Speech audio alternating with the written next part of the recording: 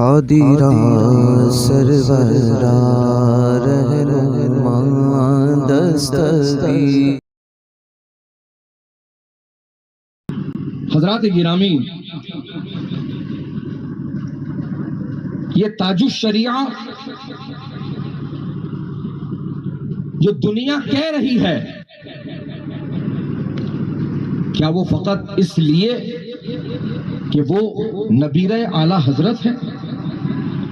کیا وہ فقط اس لیے کہ وہ حجت الاسلام کے پوترے ہیں؟ کیا وہ اس لیے کہ وہ مفتی اعظم کے نواسے ہیں؟ کیا اس لیے کہ وہ جامعہ ازہر مصر سے پڑھ کر آئے ہیں؟ کیا وہ اس لیے کہ وہ بہت حسین و جمیل ہیں؟ کیا وہ اس لیے کہ ان کا بہت بڑا خاندان ہے؟ نہیں نہیں، بلکہ دنیا انہیں تاج الشریعہ، ان کی شریعت کی پاسداری اور پابندی کی وجہ سے کہہ رہی ہے۔ سبحان اللہ سبحان اللہ۔ دوستو اور بزرگوں، تو اس پیغام کے ذریعے میں آپ کو یہ دعوت دینا چاہتا ہوں کہ آپ بھی شریعت کے پابند بنیے، آپ بھی شریعت مطہرہ کو اپنانے والے اور اس پر عمل کرنے والے بنیے، اور طبیعت کو نہیں شریعت کو مقدم رکھیے۔ آپ پیر ہو کہ پیر زادہ ہو، خلیفہ ہو، مرید ہو، شیخ ہو، محدث ہو، مفسر ہو، عالم ہو، مفتی ہو، کہ آپ عام بندوں میں سے شامل ہوتے ہو، آپ پر، ہم سب پر شریعت کی پابندی لازم و ضروری ہے۔ کوئی یہ نہ کہے کہ ارے میں تو فلاں ہوں، میں تو فلاں کی اولاد ہوں، میں تو فلاں کا بیٹا ہوں، میں تو فلاں کا مرید ہوں، مجھے تو فلاں کی خلافت حاصل ہے۔ تو اب کیا خلافت ہے، تعلق ہے، شیخ ہے، بہت اچھی بات ہے، تو کیا آپ منمانی کریں گے؟ کیا آپ طبیعت پر چلیں گے؟ کیا آپ 10 انگلیوں میں 20 انگوٹھیاں پہنیں گے؟ کیا آپ نیلا پیلا لباس پہن کر دنیا کو یہ دکھانے چلیں گے کہ میں تو کچھ اور ہی ہوں، میرا تو راستہ کچھ اور ہی ہے، اور اس راستے کو یہ کہتے ہیں طریقت؟ عزیزان گرامی وقار، اور اکثر لوگ جو ہے طریقت کے نام پر طبیعت پر عمل کر رہے ہوتے ہیں۔ لہذا ایسے من موجی لوگوں سے اپنے آپ کو دور رکھیے گا جو آج طریقت کو بدنام کر رہے ہیں۔ یہ سن لیجئے گا اور یہ سمجھ لیجئے گا، اور ہمیشہ کے لیے یہ بات اپنے ذہن میں بٹھا لیجئے گا کہ شریعت و طریقت کی راہیں جدا نہیں ہے، شریعت کی مکمل پابندی کرنے والے کو ہی اللہ طریقت کی منزل عطا فرماتا ہے۔ سبحان اللہ سبحان اللہ۔ لوگ ہیں کہ یہ سمجھتے ہیں اور سمجھانے کی جاتے ہیں کہ بھئی ہمارا راستہ الگ ہے، ہمارا راستہ الگ ہے۔ کون سا الگ راستہ ہے؟ وہ تو دکھ ہی رہا ہے تم کو دیکھ کر کے کہ تمہارا راستہ تم نے الگ کر لیا ہے، لہذا تم الگ نہ چلو بلکہ تم شریعت کے پابند بن جاؤ۔ انشاءاللہ تمہاری شریعت کی پابندی کسی اور کو نہیں، خود تم کو فائدہ پہنچائے گی۔ عزیزان گرامی وقار، آج ہم طبیعت کی طرف زیادہ مائل ہیں، اور ہم وہی کرنا چاہتے ہیں جو ہم کو اچھا لگتا ہے، ہمارے نفس کو جو ابھارے، ہمارے نفس کو جو مطمئن کرے، ہمارے نفس کو جو خوش کرے اور زمانے کو دکھائے، زمانے کو بتائے، زمانے کی واہ واہ حاصل کرے۔ آج سب اسی چکر میں پڑ گئے ہیں، سب اسی چکر میں لگے ہوئے ہیں۔ عزیزان گرامی وقار، لوگ آج سوشل میڈیا کا استعمال بھی اسی غرض سے کرتے ہیں کہ بھئی ہماری واہ واہ ہو جائے، ہماری چرچا ہو جائے، لوگ ہم کو جاننے لگ جائیں، ہم عوام سے خواص میں آ جائیں، ہم اننون سے نون پرسنالٹی بن جائیں، اور لوگ ہمیں دیکھیں، لوگ ہمیں مانیں، لوگ ہمیں پسند کریں، ہم پر جو ہے کمنٹس کریں، ہماری تصویر کو شیئر کریں، ہماری ریل کو شیئر کریں، اور یہ سمجھتے ہیں کہ ہماری شہرت ہو رہی ہے، ہم مشہور ہو رہے ہیں، دنیا ہمیں پہچان رہی ہے، دنیا ہمیں مان رہی ہے۔ آج اسی چکر میں سب لوگ پڑے ہوئے ہیں۔ میں ان لوگوں سے کہنا چاہوں گا، ذرا ہوش کی آنکھیں کھولو پیارے، کیا تم یہ نہیں جانتے کہ 70 کے دشک میں بھی سنیما ہوا کرتا تھا، 80 کے دشک میں بھی سنیما تھا، 90 کے دشک میں بھی سنیما تھا۔ اب مجھے آپ بتاؤ 70 کے دشک کے جو سپر ڈوپر اسٹار کہلائے آج وہ کہاں ہیں، آج وہ کدھر ہیں، اور انہیں کون پوچھ رہا ہے، آج انہیں کون مان رہا ہے، کون ان کو یاد کر رہا ہے؟ عزیزان گرامی وقار، یہ مجمع سے اگر میں پوچھوں کہ بتاؤ پیارے 70 کے دشک کے سپر اسٹار کا نام کون سا ہے، تو اب جب تک کہ آپ گوگل نہیں کر لو گے آپ اس کا نام مجھے بتا نہیں سکتے۔ یہ حقیقت ہے عزیزان گرامی وقار، اتنے کم وقت میں دنیا انہیں بھول گئی اور وہ گمنامی کے اندھیروں میں کھو گئے۔ آج کوئی انہیں یاد کرنے والا نہیں، آج کوئی ان کا نام لینے والا نہیں۔ یہی تو سمجھانا چاہتا ہوں پیارے کہ یہ تو تم آج 21 سینٹی میٹر کے موبائل اسکرین اور کیمروں کے ذریعے اپنی چھاپ، اپنی پہچان بنانے کی کوشش کرنے والوں، ارے بڑے بڑے کیمروں اور لینسوں کی مدد سے وہ بڑے بڑے پردوں پر اداکاری کا جلوہ بکھیر کے بھی گمنامی کے اندھیروں میں کھو گئے۔ اور 1400 آج جو ہے 1400 سال سے بھی زمانہ گزر گیا آگے، حضرات گرامی دنیا انہیں یاد کر رہی ہے جو اللہ و رسول کی اطاعت و فرما برداری میں لگے ہوئے ہیں۔ دنیا انہیں یاد کر رہی ہے۔ دیکھو دیکھو میرے غریب نواز کو دیکھو، الحمدللہ 814 برس گزر گئے لیکن دنیا انہیں بھولی نہیں ہے۔ عزیزان گرامی وقار، ان کے مرید و خلیفہ، ان کے شاگرد خاص، ان کی صحبت کے فیض یافتہ، یعنی جن کے مقام پر، جن کے آستانے کے قریب ہم موجود ہیں، وہ کون ہیں؟ وہ سرکار سیدنا صوفی حمید الدین ناگوری علیہ رحمہ ہے۔ دوستوں اور بزرگوں، صدیاں گزر گئی، زمانے گزر گئے، لیکن کیا دنیا انہیں بھولی ہے؟ کیا دنیا انہیں فراموش کی ہے؟ اور مجھے یہ بتاؤ، کیا آپ نے صوفی حمید الدین ناگوری علیہ رحمہ کے لیے کوئی الگ سے کلاس لی ہے؟ کیا آپ نے ان کا چرچا کہیں کتاب میں پڑھا ہے؟ عزیزان گرامی، کیا وہ اسکول میں پڑھایا جاتا ہے؟ کیا درسگاہ میں خاص طور پر اس کی گھنٹی لگائی جاتی ہے؟ نہیں نہیں، بلکہ آپ کو یہ کیسے پتا چلا کہ یہ سرکار صوفی حمید الدین ناگوری علیہ رحمہ کی ذات ہے؟ دوستوں اور بزرگوں، جنہوں نے سرکار غریب نواز سے فیض پا کر کے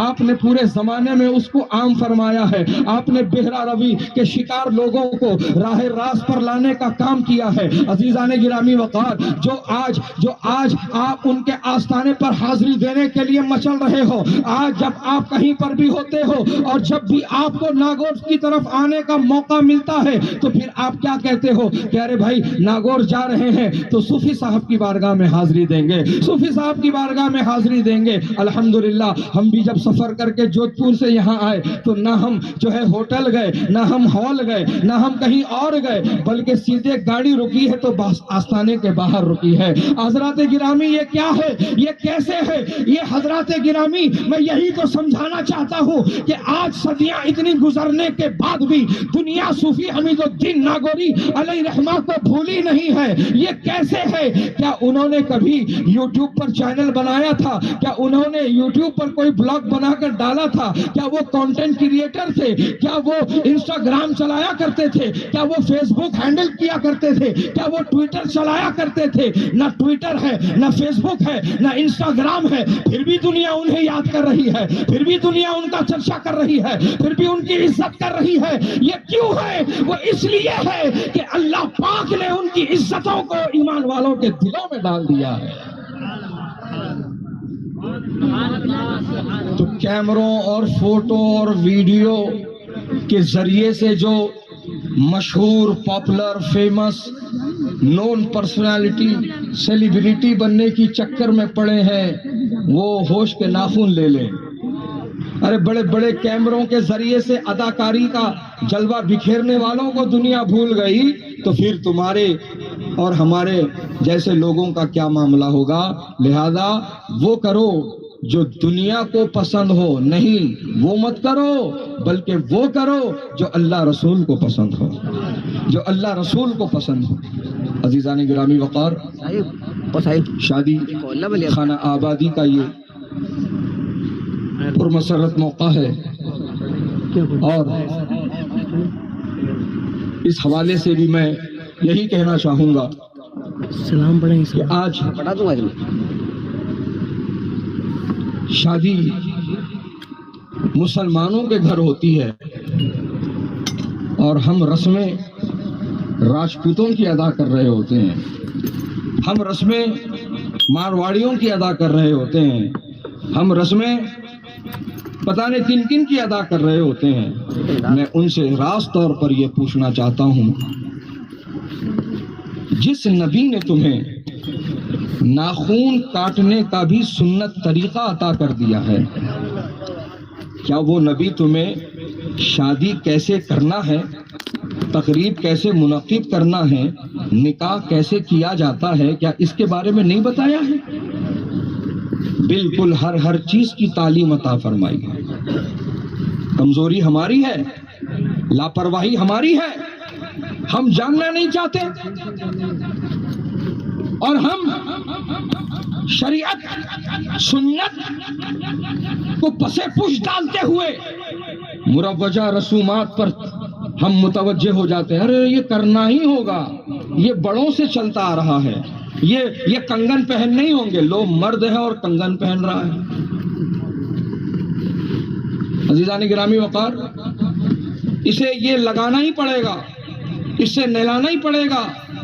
ہاں یہ کیا ہے؟ کہاں سے تم یہ طریقے لے کر کے آئے ہو؟ اور اگر یہ چیز سماج میں پھیل گئی ہے تو کیا یہ تمہاری ذمہ داری نہیں ہے کہ تم اپنے ایک مفتی کے پاس، ایک عالم کے پاس آ کر کے اس کے بارے میں گفتگو کر لیں اور معلومات کر لیں کہ حضرت اس چیز کا کرنا شادی بیاہ کے موقع پر کیسا ہے؟ تو ایک عالم، ایک مفتی آپ کو شریعت کی روشنی میں جواب دے گا، آپ کی اصلاح ہوگی. بولو بات صحیح ہے کہ نہیں ہے؟ یہ طریقہ ہے ہمارا؟ نہیں ہے، یہ طریقہ ہے ہی نہیں ہمارا. بس سماج کیا کہے گا، برادری کے لوگ کیا کہیں گے، خاندان قبیلہ کیا کہے گا، اسی میں پڑے ہوئے ہیں، اسی چکر میں لگے ہوئے ہیں. سماج کیا کہے گا، سماج کیا سوچے گا، برادری کے لوگ کیا بولیں گے. ارے یہی چکر میں تو تم شریعت سے دور ہو رہے ہو. بند کرو یہ سلسلہ اور یہ مت فکر کرو کہ لوگ ناراض ہوں گے، برادری ناراض ہوگی. فکر کرنا ہو تو اس بات کی کرو کہ کہیں اللہ رسول ناراض نہ ہو جائے. ہائے ہائے سبحان اللہ، اس پر تمہاری توجہ ہونی چاہیے.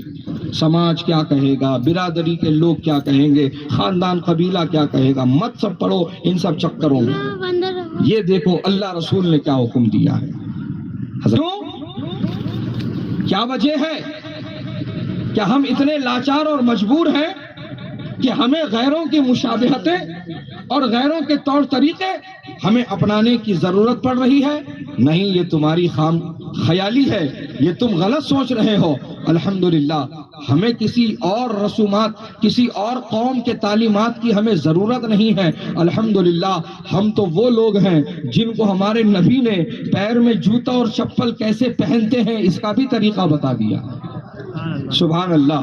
ارے ٹوائلٹ میں کیسے جاتے ہیں یہ بھی بتا دیا، ٹوائلٹ میں کیسے بیٹھتے ہیں یہ بھی بتا دیا، طہارت کیسے چھوٹی بڑی لی جاتی ہے یہ بھی بتا دیا. تو حضرات گرامی، کون سی چیز چھوٹی ہے سرکار سے جو سرکار نے نہیں بتائی ہے اپنے غلاموں کو؟ سرکار نے سب کچھ بتایا ہے. بس کمزوری ہمارے اندر ہے کہ ہم جاننا ہی نہیں چاہتے، ہم پتہ کرنا ہی نہیں چاہتے. بس ہم رسومات کو اپنا لے کر کے ہم آگے چلنا چاہتے ہیں. بند کر دو یہ سلسلہ، اس سے جو ہے تم شریعت سے دور ہو رہے ہو، تم ایمان اپنا کمزور کر رہے ہو، یہاں تک کہ ایمان کو خطرے میں ڈال رہے ہو. بند کرو یہ سلسلہ اور رسومات پر تم توجہ نہ دو. لوگ کیا کہیں گے اس پر مت سوچو، بلکہ تم وہ کرو جو اللہ اس کے رسول نے کرنے کو کہا ہے. تم اللہ اور رسول کی رضا حاصل کرنے والا کام کرو. عزیزان گرامی وقار، اسی لیے تو میرے امام فرماتے ہیں کام وہ لے لیجئے تم کو جو راضی کرے، ٹھیک ہو نام رضا تم پہ کروڑوں درود. اور میرے سرکار تاج الشریعہ جن کا ہم عرس یہاں منا رہے ہیں، الحمدللہ جانتے ہیں آپ نے اپنی پوری زندگی شریعت کی پابندی اور پاسداری کرتے ہوئے گزاری ہے. عزیزان گرامی وقار، آپ کی زندگی کا ایک ایک لمحہ شریعت کی پابندی اور پاسداری میں گزر رہا ہے. آپ جب قریب آئیں گے اور جانیں گے کہ کون ہے تاج الشریعہ، کیا ان کا معاملہ ہے، تو آپ یہی پاؤ گے کہ اعلیٰ حضرت کے مسلک کو پوری طرح سے اپنانے والی ذات کا نام سرکار تاج الشریعہ ہے.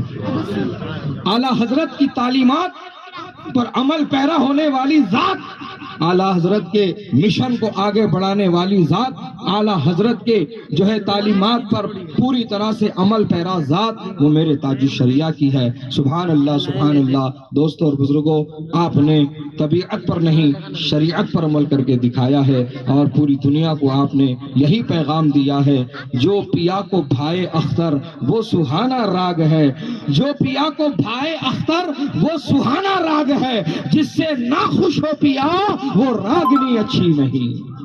سبحان اللہ. عزیزان گرامی وقار، یہ وہی کہہ سکتا ہے اور وہی کر سکتا ہے جسے طبیعت نہیں شریعت عزیز ہو. جو دنیا کی واہ واہ، دنیا کی خوشنودی، دنیا کی تعریف حاصل کرنے کی چکر میں نہ پڑا ہو، بلکہ جو اس پر نظر رکھتا ہو کہ وہ کون سا کام ہے، وہ کون سا عمل ہے جس سے اللہ اس کے رسول راضی ہو جائیں، وہ اسی کام کو کرتا ہے. یہی ذات میرے تاج الشریعہ کی ہے. سبحان اللہ سبحان اللہ. آج ہم اور آپ سفر کرتے ہیں، کہیں پہنچتے ہیں، تو پہنچنے کے ساتھ ہی ہم سب سے پہلا سوال ہم کو جو ریسیو کرنے آتا ہے یا وہاں کا جو مقامی ہوتا ہے، لوکل ہوتا ہے، ہم اس سے یہی پوچھتے ہیں کہ بھیا یہاں بڑھیا چائے کہاں ملے گی، بھیا یہاں پہ بڑھیا کھانا کہاں ملے گا.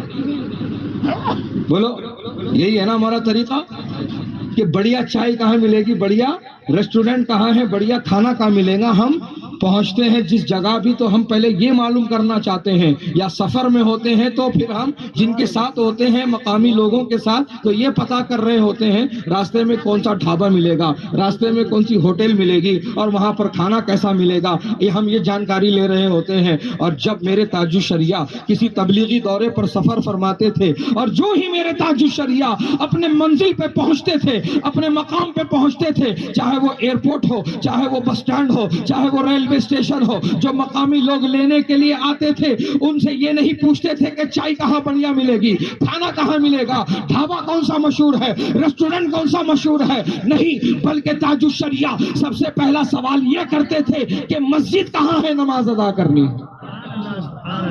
سبحان اللہ سبحان اللہ. مسجد کہاں ہے نماز ادا کرنی، مسجد کہاں ملے گی.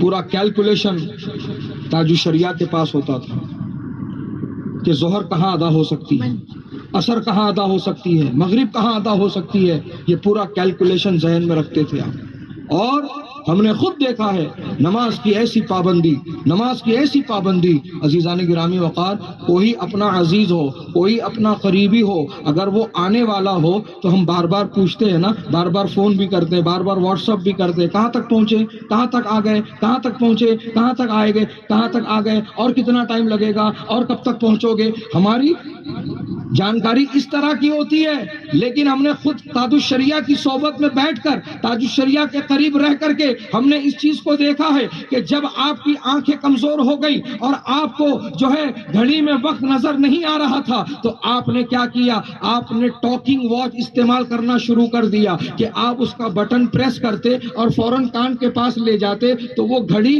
وقت بول کر بتاتی، وہ سمے بول کر بتاتی. تو عزیزان گرامی وقار، بار بار ہر کچھ دیر میں، ہر کچھ منٹوں میں تاج الشریعہ اس گھڑی کا بٹن پریس کر رہے ہیں اور کان کے قریب لے جا کر کے اس کا وقت سن رہے ہیں. یہ بے چینی اور بے قراری کس لیے ہے؟ کسی کی آمد ہونے والی ہے یا آپ کو کہیں جانا ہے؟ نہیں، بلکہ آپ بار بار وقت اپنی گھڑی میں اس لیے سن رہے ہیں کہ جیسے ہی مغرب کا وقت شروع ہوا، میرے تاج الشریعہ جو نقاہت اور کمزور دکھ رہے ہیں دیکھنے میں، لیکن دوستوں اور بزرگوں، جب خادم نے قبلہ رخ آپ کو کھڑا کر دیا، بغیر کسی سہارے کے، بغیر کسی نقاہت کے، بغیر کسی کمزوری کے، میرے تاج الشریعہ نے کھڑے ہو کر کے نماز مغرب کو ادا فرمایا.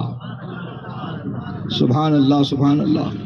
دوستوں اور بزرگوں، یہ ہوتی ہے روحانیت کی طاقت، یہ ہوتی ہے روحانیت کی طاقت. ہاں، یہ جس خاندان سے تعلق رکھتے ہیں ان کے بزرگوں کا آپ جب جائزہ لوگے نا تو آپ یہی پاؤ گے کہ دیکھو اعلیٰ حضرت علیہ رحمت و رحمان نماز کے کیسے پابند. آپ نے یہ سنا ہوگا نا کہ اعلیٰ حضرت جب اپنے عمر کے آخری حصے میں پہنچے تو آپ چلنے پھرنے سے قاصر ہو گئے, مسجد بھی نہیں جا پا رہے تھے چل کر, تو آپ کو کرسی پہ بٹھا کر 4 لوگ کرسی اٹھا کر مسجد میں پہنچاتے تھے. پھر اعلیٰ حضرت مسجد میں پہنچتے تھے تو وہاں بیٹھ کر نہیں مسجد میں کرسی کے اوپر, بلکہ آپ اپنی چھڑی کے سہارے سے کھڑے ہو کر نماز ادا فرماتے تھے. سبحان اللہ. تو عزیزان گرامی وقار, وہ جو 4 بندے تھے مقرر جو کرسی اٹھانے پر پابند تھے, وہ کسی وجہ سے کہیں رہ گئے اور وقت پر آ نہ پائے, اور ادھر اعلیٰ حضرت گھڑی کی طرف دیکھ رہے ہیں اور دروازے کی طرف دیکھ رہے ہیں کہ آج کیا بات ہو گئی کہ یہ لوگ آئے کیوں نہیں, اور نظر گھڑی پر ہے اور نظر دروازے پر ہے. عزیزان گرامی وقار, جب دیکھا کہ جماعت کا وقت قریب آ گیا, کس کا وقت قریب آ گیا؟ جماعت کا وقت قریب آ گیا. اللہ اکبر. تو دوستوں اور بزرگوں, سرکار سیدی اعلیٰ حضرت نے دیکھا کہ اب جماعت کا وقت قریب آ گیا ہے اور وہ کرسی اٹھانے والے ابھی تک نہیں آئے ہیں, تو آپ نے اپنے آپ کو زمین پر گرا دیا اور زمین پر اپنے جسم کی طاقت جمع کر رہے ہیں اور اپنے آپ کو مسجد کی طرف لے جا رہے ہیں, زمین پہ گھسیٹتے ہوئے اپنے آپ. اللہ اکبر. اور یہ کیا ہے؟ کیا نماز قضا ہو رہی تھی؟ کیا نماز کا وقت ختم ہو رہا تھا؟ نہیں نہیں, بلکہ اعلیٰ حضرت نماز کے ایسے پابند تھے کہ وہ تو تکبیر تحریمہ بھی چھوڑنا نہیں چاہتے تھے. ہائے ہائے ہائے, سبحان اللہ.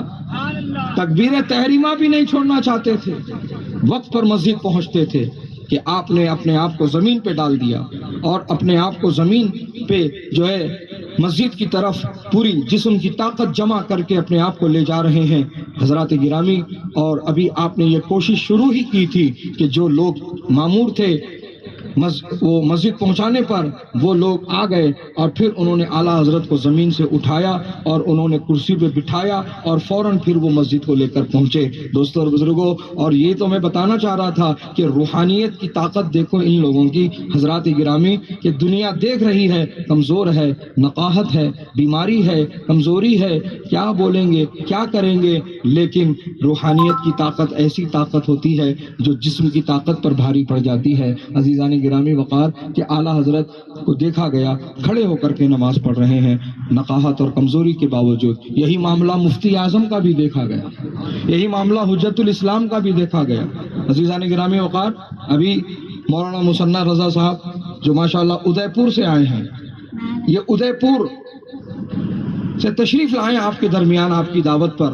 ان سے پوچھنا حجت الاسلام علامہ حامد رضا خان علیہ رحمہ کا مشہور واقعہ ادے پور کی سرزمین پر پیش آیا ہے کہ آپ کی انگلی میں زخم تھا, ڈاکٹر نے کہا اس کو چیرا لگانا پڑے گا, فاسد مواد باہر نکالنا پڑے گا, اس کی سرجری کرنی پڑے گی, تبھی جا کر کے یہ صحیح ہوگا, ورنہ یہ زخم اور بڑھ جائے گا اور ناسور بن جائے گا اور یہاں تک کہ اس حصے کو کاٹنے کی نوبت آ جائے گی. تو بہرحال سارا معاملہ طے ہو گیا, کہا کہ فلاں دن آ جائیے سرجری کر دیں گے. حضور حجت الاسلام پہنچ گئے اور حجت الاسلام جب پہنچے تیاری سرجری کی شروع کی ڈاکٹر نے, اور پھر انجیکشن بھر کے وہ لے کر کے آیا تو تو حجت الاسلام نے پوچھا یہ کیا ہے, تو کہا حضور یہ اینستھیسیا کہتے ہیں اس کو, اس کے لگانے سے جسم سن پڑ جاتا ہے, اس کے لگانے سے حصہ جو ہے جتنے بار بھی کاٹا پیٹا جائے اس کو پتہ نہیں چلتا, یہ آپ لگا لیجئے. آپ نے کہا اس کے اندر حرام جز ہے, اس کے اندر حرام جز ہے, اسپرٹ جو شراب کی جو ہے ایک مادی چیز ہے, شراب کے اندر ایک ضروری چیز ہے. تو آپ نے فرمایا میں تکلیف برداشت کر لوں گا لیکن یہ حرام چیز اپنے جسم میں داخل نہیں کرواؤں گا. ڈاکٹر کہہ رہا ہے مولانا جی آپ کو بہت تکلیف ہوگی، تو اس کی فکر مت کر، تو تیرا کام کر، میں میرا کام کرتا ہوں۔ سبحان اللہ۔ بغیر انیستھیسیا کا انجیکشن دیے کہ حضور حجت الاسلام علامہ حامد رضا خان علیہ رحمت و رحمان کا آپریشن شروع کر دیا گیا۔ ڈاکٹر کی نظریں آپ کے چہرے پر ہے، ادھر کٹ لگا رہا ہے، مواد نکال رہا ہے، زخم پھاڑ رہا ہے، خون نکل رہا ہے، فاسد مادے نکل رہے ہیں، اور بار بار ہر کٹ لگانے پر وہ حجت الاسلام کے چہرے کو دیکھ رہا ہے، لیکن حجت الاسلام کے چہرے پر کوئی تکلیف کے آثار نہیں، کوئی آپ کے چہرے پر غم کے آثار نہیں، بلکہ آنکھیں بند ہیں اور ہونٹ ہل رہے ہیں، آنکھیں بند ہیں، ہونٹ ہل رہے ہیں۔ سبحان اللہ۔ دوستوں اور بزرگوں، یہ ہے حجت الاسلام اور مفتی اعظم علیہ رحمہ آئے ہیں۔ سبحان اللہ۔ عزیزان گرامی وقار، سرکار مفتی اعظم علیہ رحمت الرحمان نے ایمرجنسی کے پیریڈ میں جب نس بندی کے اوپر فتویٰ دیا تھا تو پورے ملک میں کوہرام مچ گیا تھا، اور آپ کے ہی مرید، آپ کے ہی چاہنے والے، آپ سے ہی منسلک لوگ اس بات کے لیے فکر مند تھے کہیں یہ حکومت کے خلاف فتویٰ دینے کی وجہ سے مفتی اعظم کو گرفتار نہ کر لیا جائے، مفتی اعظم کو جیل کی سلاخوں میں نہ ڈال دیا جائے، اور اگر ایسا ہو گیا تو پورے ہندوستان میں آگ بھڑک جائے گی، کیونکہ مفتی اعظم کے مرید دنیا کے ہر کونے کونے میں پائے جاتے ہیں، ہندوستان کے ہر کونے کونے میں پائے جاتے ہیں۔ عزیزان گرامی وقار، تو چاہنے والے ہی تھے وہ، سرکار مفتی اعظم سے نسبت رکھنے والے ہی تھے وہ، شریعت کے پابند ہی تھے، اور جب انہوں نے دیکھا کہ یہ فتویٰ جو نس بندی کا آپ نے جاری کیا ہے یہ حکومت وقت سے ٹکرا رہا ہے، تو وہ لوگ آئے مفتی اعظم کے پاس۔ اب دیکھیے آپ، مفتی اعظم علیہ رحمت الرحمان اپنی چارپائی پہ لیٹے ہیں، اور نقاہت اور کمزوری اتنی ہے کہ دو آدمی کے سہارے سے آپ کو بٹھایا اور اٹھایا جا رہا ہے، دو آدمی کے مدد سے آپ کو بٹھایا، اٹھایا اور لٹایا جا رہا ہے۔ آپ چارپائی پہ لیٹے ہیں، وہ لوگ جو مفتی اعظم کے چاہنے والے ہیں وہ لوگ آئے اور آ کر کے کہا حضور آپ کی بارگاہ میں یہ عریضہ لے کر کے آئے ہیں کہ آپ نے جو حکومت وقت کے خلاف نس بندی کا فتویٰ جاری کیا ہے حضور، اس پر آپ نظر ثانی فرما لیجیے، کہیں ایسا نہ ہو کہ حکومت وقت آپ کو جیل کی سلاخوں میں پہنچا دے۔ عزیزان گرامی وقار، تو وہ جو چاہنے والے تھے، وہ جو سرکار مفتی اعظم سے نسبت رکھنے والے تھے، وہ سرکار مفتی اعظم کی جو ہے فکر میں یہ کہہ رہے تھے کہ حضور یہ حکومت وقت سے آپ کا فتویٰ ٹکرا رہا ہے، اور کہیں ایسی صورتحال نکل گئی تو پورے ہندوستان میں آگزنی ہو جائے گی، آپ اس پر نظر ثانی فرما لیجئے۔ تو دوستوں اور بزرگوں، سرکار مفتی اعظم کے بارے میں آپ نے سن لیا کہ نقاہت اور کمزوری ہے، دو لوگوں کی مدد سے ان کو اٹھایا اور بٹھایا جا رہا ہے۔ جب نظر ثانی کا مشورہ دینے والے فتوے پر نظر ثانی کا مشورہ دے رہے تھے تو سرکار مفتی اعظم بغیر کسی کا سہارا لیے اپنی چارپائی پر اٹھ کر بیٹھ جاتے ہیں، اور مشورہ دینے والوں کی طرف دیکھ کر یوں فرماتے ہیں، میاں یہ بریلی ہے، بریلی، یہاں فتوے نہیں بدلے جاتے، ضرورت پڑنے پر حکومت بدل دی جاتی ہے۔ سبحان اللہ، سبحان اللہ۔ متقی بن کر دکھائے اس زمانے میں کوئی، ایک میرے مفتی اعظم کا تقویٰ چھوڑ کر۔ سبحان اللہ، سبحان اللہ۔ تو عزیزان گرامی وقار، یہ خاندان ہی ایسا ہے کہ یہ شریعت کو مقدم رکھتے ہیں، اور جو شریعت کو مقدم رکھتے ہیں الحمدللہ ہم ان کو دل و جان سے مانتے ہیں۔ تو آپ شریعت کے پابند بنو، چاہے جو موقع ہو، شادی کا موقع ہو، دعوت ہو، تقریب ہو، محفل ہو، گھر ہو، باہر ہو، بازار ہو، کاروبار ہو، سفر ہو، حضر ہو، جو بھی کیفیت ہے آپ شریعت کو مقدم رکھیں، اور شریعت کی پابندی سے ہی اللہ تعالیٰ آپ کو متقی بناتا ہے۔ سمجھ میں آ رہی ہے بات؟ ہاں، اور جن کا تقویٰ कामिल होता है वो कामिल बनते हैं, जिनका तकवा भरपूर होता है वो आगे की मंजिलें तय करते हैं, उनकी रूहानियत को तकवियत और ताकत मिलती है। लिहाजा जिस्म को संवारने वाले ना बनो बल्कि अपनी रूहानियत को मजबूत करने वाले बनो, और वो रूहानियत मजबूत तब होगी जब तुम शरीयत के पाबंद बनोगे, जब तुम अल्लाह के लिए सजदा करोगे, जब तुम जिक्र व अस्कार करोगे, जब तुम कुरान की तिलावत करोगे, जब तुम माँ बाप की फरमाबरदारी करोगे, छोटों से जब आप शफकत के साथ पेश आओगे, बड़ों का आप जब अदब करोगे, तो फिर अल्लाह ताला आपकी रूहानियत को अल्लाह और तक़वियत अता फरमाएगा। दोस्तों और बुजुर्गों, तो शादी का मौका है और शादी के मौके पर आज जो खुराफात, बिदआत, मुरव्वजा रसूमात दिन ब दिन बढ़ते ही जा रहे हैं, इसका मिलकर हमें खात्मा करने की ज़रूरत है कि आने वाली नस्लें जब वो शादी करने वाले बने या शादी कराने वाले बने तो वो तबीयत पर नहीं बल्कि शरीयत पर अमल करने वाले बने, और उसके लिए अभी से हमें पहल करनी पड़ेगी, उसके लिए अभी से हमें शुरुआत करनी पड़ेगी, और हमको उन तमाम बिदआत और मुरव्वजा रसूमात का खात्मा करना पड़ेगा जो गैरों से हमने ले ली है। अजीज़ानी गिरामी वक़ार, ये बड़े शर्म और बड़े अफसोस की बात है कि हम मुसलमान और गैरों के रसूमात अदा कर रहे हैं। ये बिल्कुल गलत है, ये हमारी कमज़ोरी का नतीजा है, ये हमारी बेतवज्जोही का नतीजा है, इस्लाम और इस्लामियात से दूर हो जाने का नतीजा है। यही वजह है कि आज ऐसे बुरे रसूमात हमारे दरमियान घर करते जा रहे हैं और हम आँख बंद करके, मुंह बंद करके हम उसका तमाशा देख रहे हैं। अजीज़ान गिरामी वक़ार, हमें चाहिए कि हम शरीयत के पाबंद बने और लोगों को शरीयत की पाबंदी की तरफ हम लेकर के आएँ। यही हमारे असलाफ का तरीक़ा रहा है। सरकार ताजुश शरिया अलैहि रहमा ने अपनी पूरी ज़िंदगी शरीयत मुतहरा की पाबंदी और पासदारी के ज़रिए से अपनी ज़िंदगी को बस आपने गुजारा है। इसीलिए दुनिया आपको जो है ताजुश शरिया कहती है। आपको दुनिया क्या कहती है? ताजुश शरिया कहती है। अगर आपको ताजुश शरिया से प्यार है, अगर आपको ताजुश शरिया का फैज़ान चाहिए, तो सिर्फ नारे मत लगाओ, सिर्फ मनक़बत पढ़कर और सुन करके ये मत समझ लो कि फैज़ मिल गया। नहीं, मैं कहता हूँ फैज़ चाहिए तो जो ताजुश शरिया ने किया है वो तुमको करना होगा।